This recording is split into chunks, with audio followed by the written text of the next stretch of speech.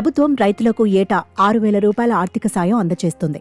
ఈ మొత్తాన్ని పీఎం కిసాన్ సమ్మాన్ నిధి యోజన కింద డీబీటీ ద్వారా రైతుల ఖాతాకు బదిలీ చేస్తారు. ప్రతి 4 నెలల వ్యవధిలో 3 విడతలుగా 2,000 రూపాయల చొప్పున రైతుల ఖాతాలో జమ చేస్తుంది కేంద్రం. ప్రస్తుతం ఈ పథకంలో 18 వాయిదాలు విడుదలయ్యాయి.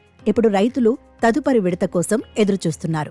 చివరి విడత అంటే 18వ విడత అక్టోబర్లో విడుదలైంది. దీని ప్రకారం తదుపరి 19వ విడత గడువు ఫిబ్రవరిలో ఉంటుంది. అందువల్ల ఫిబ్రవరి నెలలో 19వ తేదీని విడుదల కావచ్చని భావిస్తున్నారు. గత సంవత్సరం 16వ విడత ఫిబ్రవరి 28న విడుదలైంది కాబట్టి 19వ విడత కూడా అదే తేదీన విడుదల కావచ్చని తెలుస్తోంది.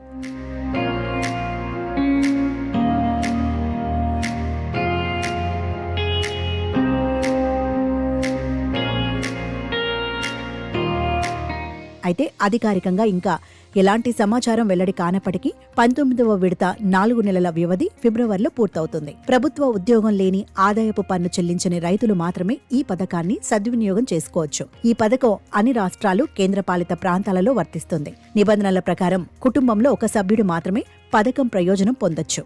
ఇతర సభ్యులకు ఈ పథకం ప్రయోజనం అందించదు. ఇది కాకుండా ఈ కేవైసీ ప్రక్రియను పూర్తి చేయని రైతులు పీఎం కిసాన్ యోజన తదుపరి విడతల నుండి కూడా కోల్పోతున్నారు. మీరు అధికారిక వెబ్సైట్ను సందర్శించడం ద్వారా పీఎం కిసాన్ యోజనకు అర్హులా కాదా అని కూడా తనిఖీ చేయవచ్చు.